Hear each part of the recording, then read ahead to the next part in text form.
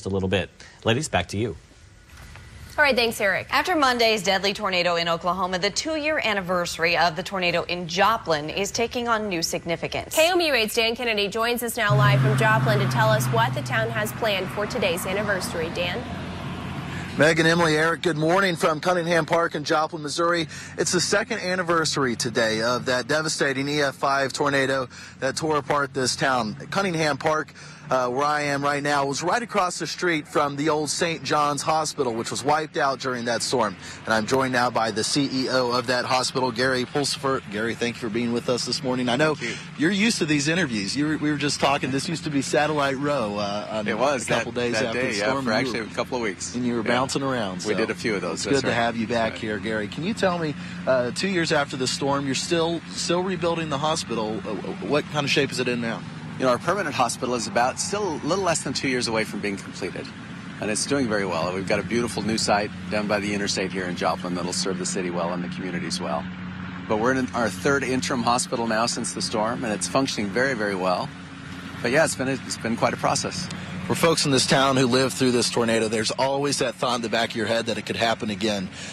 Anything being done structurally to this building to ensure that it could be tornado-proof, if you will? You know, actually a lot of work has been done to meet the basic codes. Basically makes it so that you can get people out alive. But we've actually strengthened a lot of that. We built the utility plant, which was a problem in this old hospital, built a utility plant really in the side of a hill so that our generators won't go off like they did so quickly with this storm. We've hardened the windows. In fact, we have in the storm area, they're 250-mile-an-hour rated windows, so wonderful windows. They had to really build those. They don't have windows like that normally. And they just finished testing last week. The entire roof structure is different than we used to have in the old buildings.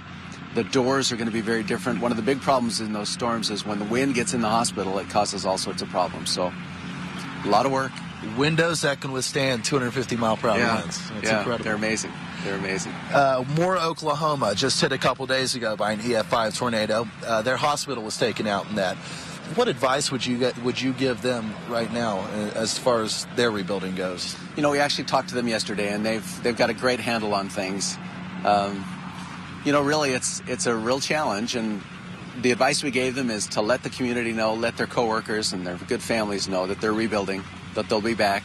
They're going to support that community, and they will. They'll do a wonderful job down there. That's a great part of the world as far as for so many things, but their health care is very strong there, too. Hospital aside, let's just look at Joplin, the community as a whole. What's changed in the past 2 years?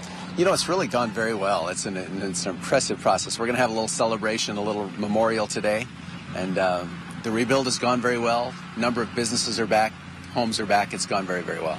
Gary, thank you for being with us, CEO of the St. John's Hospital. We'll be back in about 15 more minutes with more coverage from Joplin. But for now, I'm Dan Kennedy, KOMU 8 News. All right, Dan, thank you very much. Missouri